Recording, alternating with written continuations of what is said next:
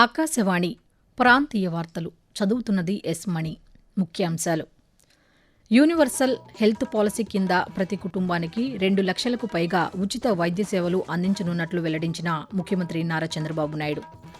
రాజధాని ప్రాంతంలో వాగుల నీటి ప్రవాహానికి ఆటంకాలు లేకుండా చర్యలు తీసుకుంటున్నామని తెలిపిన మంత్రి P. Narayana. Mission pothole free కార్యక్రమం ద్వారా 20,000 కిలోమీటర్లకు పైగా రహదారుల మరమ్మతులు చేపట్టామన్న మంత్రి బీసీ జనార్దన్ రెడ్డి.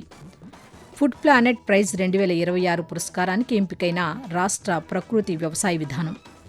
ఇక వార్తల్లోని వివరాలు. రాష్ట్రంలో యూనివర్సల్ హెల్త్ పాలసీ కింద ప్రతి కుటుంబానికి 2 లక్షల రూపాయలకు పైగా ఉచిత వైద్య సేవలు అందించనున్నట్లు ముఖ్యమంత్రి నారా చంద్రబాబు నాయుడు వెల్లడించారు. గుంటూరులో నిర్వహించిన ఒక ప్రైవేటు ఆసుపత్రి ప్రారంభోత్సవ కార్యక్రమంలో ముఖ్యమంత్రి ఈరోజు పాల్గొన్నారు. అనంతరం నిర్వహించిన సభలో చంద్రబాబు నాయుడు మాట్లాడుతూ, ప్రజలకు సమగ్ర ఆరోగ్య సేవలు అందించేందుకు సంజీవని పేరుతో ప్రత్యేక ఆరోగ్య కార్యక్రమాన్ని అమలు చేస్తున్నట్లు తెలిపారు. డిజిటల్ హెల్త్ రికార్డుల వ్యవస్థను అమలు చేస్తూ ముందస్తు అంచనా, నివారణ, చికిత్స విధానాలకు ప్రాధాన్యం ఇస్తున్నామని చెప్పారు. ఆరోగ్యవంతమైన సమాజం ద్వారా దేశ ఆరోగ్యాభివృద్ధి సాధ్యమవుతుందని ముఖ్యమంత్రి పేర్కొంటూ, మనిషికి ఆరోగ్యాన్ని మించిన ఆస్తి లేదు.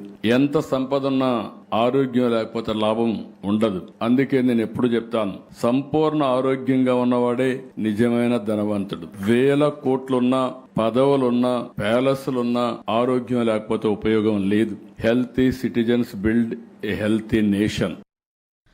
ప్రధానమంత్రి నరేంద్ర మోదీ నేతృత్వంలో ఎన్డీఏ ప్రభుత్వం 12 సంవత్సరాలు పూర్తి చేసుకున్న సందర్భంగా ఈ నెల 5వ తేదీ నుంచి 21వ తేదీ వరకు కేంద్ర ప్రభుత్వం సాధించిన విజయాలను ప్రజలకు వివరించనున్నామని కేంద్ర ఉక్కు, భారీ పరిశ్రమల శాఖ సహాయ మంత్రి భూపతిరాజు శ్రీనివాస్ వర్మ తెలిపారు. పశ్చిమ గోదావరి జిల్లా భీమవరంలోని బీజేపీ కార్యాలయంలో నిర్వహించిన సమావేశంలో నిన్న ఆయన మాట్లాడారు. ప్రధానమంత్రి నాయకత్వంలో దేశం ఆర్థికంగా బలోపేతమని, పేదరిక నిర్మూలన, ఉచిత బియ్యం పంపిణీ, ఆయుష్మాన్ భారత్ వంటి పథకాల ద్వారా కోట్లాది మంది ప్రజలు లబ్ధి పొందుతున్నారని తెలిపారు.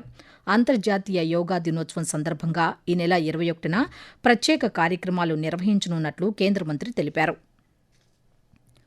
రాజధాని అమరావతి ప్రాంతంలో పట్టణాభివృద్ధి శాఖ మంత్రి పి. నారాయణ ఈరోజు పర్యటించారు. ఈ సందర్భంగా కొండవీటి వాగు, పాలవాగు ప్రవాహ మార్గాలను, పెనుమాక జలాశయాన్ని అధికారులతో కలిసి మంత్రి పరిశీలించారు. ఈ సందర్భంగా మంత్రి మాట్లాడుతూ, రాజధాని ప్రాంతంలో వాగుల నీటి ప్రవాహానికి ఎటువంటి ఆటంకాలు లేకుండా చర్యలు తీసుకుంటున్నామన్నారు. మట్టి పూడికతీతలు తొలగించాలని అధికారులకు ఆదేశాలు జారీ చేశామని మంత్రి పేర్కొంటూ, పనులు జరిగేటప్పుడు కొన్ని అబ్స్ట్రక్షన్స్ ఉంటాయి. ఇది మరొక రైనీ సీజన్ వరకు మాత్రమే. మాక్సిమం ఏ ఇబ్బంది ఉన్నా ఈ వచ్చే rainy season June, July, August, September ఈ 3-4 నెలలు మాత్రం ఎటువంటి ఇబ్బంది.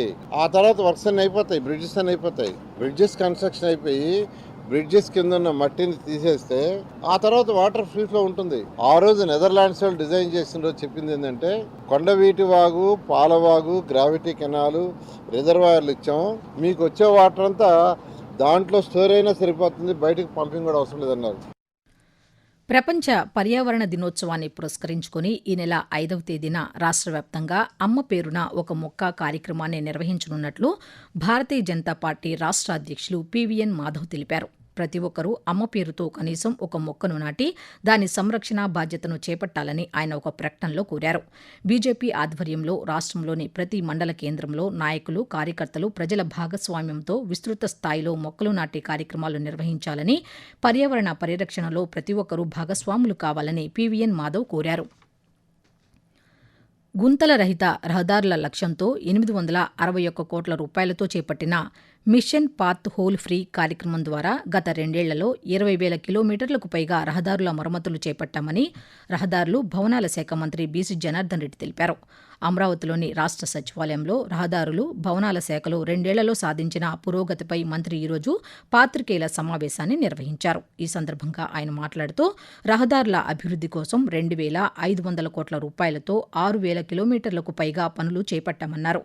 వీటిలో ప్లాస్టిక్ రోడ్లు, నానో కాంక్రీట్ సాంకేతికత వంటి ఆధునిక సాంకేతిక పరిజ్ఞానాన్ని అమలు చేస్తున్నామని మంత్రి తెలియజేస్తూ, మిషన్ పాత్ హోల్ ఫ్రీ అనే తండ్రి కార్యక్రమాన్ని 861 కోట్లతో దాదాపుగా 20,000 కిలోమీటర్లు కూడా వేయడం జరిగింది. వాటన్నిటిని కూడా కేవలం 6 నెలల నుంచి 9 నెలల కాలంలోనే కంప్లీట్ చేసి ఎప్పుడైతే రహదారులు బాగుంటాయో పరిశ్రమలు కానీ కూడా రావడానికి అవకాశం ఉంటుంది.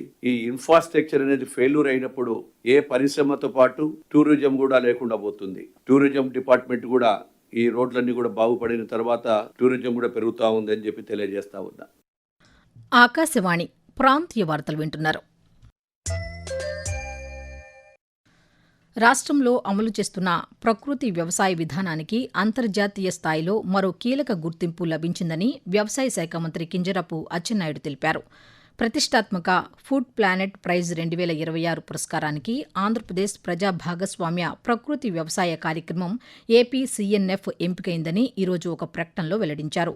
ప్రకృతి వ్యవసాయానికి ప్రపంచస్థాయి గుర్తింపు రావడం రాష్ట్ర రైతాంగం, గ్రామీణ మహిళల కృషికి దక్కిన గౌరవమని పేర్కొన్నారు.